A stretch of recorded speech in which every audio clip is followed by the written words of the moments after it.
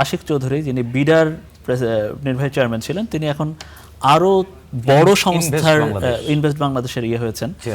আপনার ফেসবুকে একটা স্ট্যাটাসও দিয়েছিলেন আপনি, যে এই আশিক চৌধুরীকে যখন আসলে নিয়োগ করা হয়, একজন আশিক চৌধুরী যখন একটা ইংরেজি একটা প্রেজেন্টেশন দিয়েছিলেন, তো ওই সময় আপনি কড়া একটা স্ট্যাটাস দিয়েছিলেন। তো সেই আশিক চৌধুরীকে তো আবার প্রতিমন্ত্রীর পদমর্যাদা দেওয়া হয়েছে। ম্যাটার অফ ফ্যাক্ট, আমরা খলিলুর রহমানের যখন নিরাপত্তা উপদেষ্টা তিনি হলেন, সেটা নিয়ে আমরা বিরোধিতা করেছি।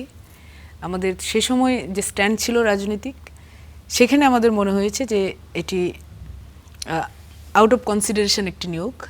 পরবর্তীতে খলিলুর রহমান তার দক্ষতা দেখিয়েছেন, তিনি প্রমাণ করেছেন যে তিনি দেশের জন্য ক্ষতিকর না, এবং আমরা সেই জায়গাটা কিন্তু অ্যাকসেপ্ট করে আজকে তিনি পররাষ্ট্রমন্ত্রী বাংলাদেশের, এবং সেটি বিএনপির গভর্নমেন্টের, এবং তিনি কিন্তু বিএনপির কোনো রাজনৈতিকভাবে বিএনপির সাথে যুক্ত না।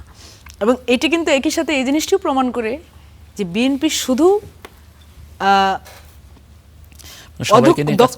দক্ষতা না, সবাই ইনক্লুসিভ গভর্নমেন্ট এবং একই সাথে দক্ষ ব্যক্তিদেরকে। আকিজ এসেনশিয়াল সরিষার তেল, স্বাদে ঘ্রাণে সেরা।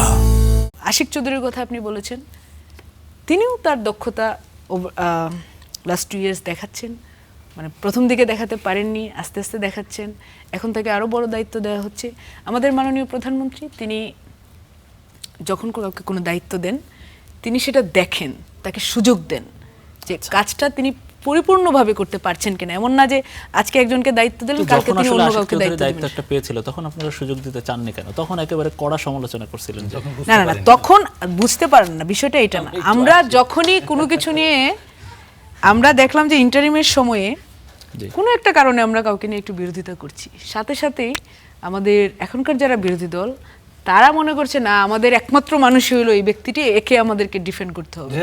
হ্যাঁ, যেহেতু বিএনপি কেউ না কেউ, হয়তো আমার মধ্যে একটা ছোট মানুষ, আমি একটা ছোট মানুষ, আমি একটা ছোট মানুষ, আমি একটা কথা বলেছি, সেই নিয়ে তাদের সর্ব লেভেলের, একদম রুট লেভেল থেকে টপ লেভেল পর্যন্ত তাদের যে বটবাহিনী, সেটা আমার পিছনে লাগিয়ে দিয়েছিল।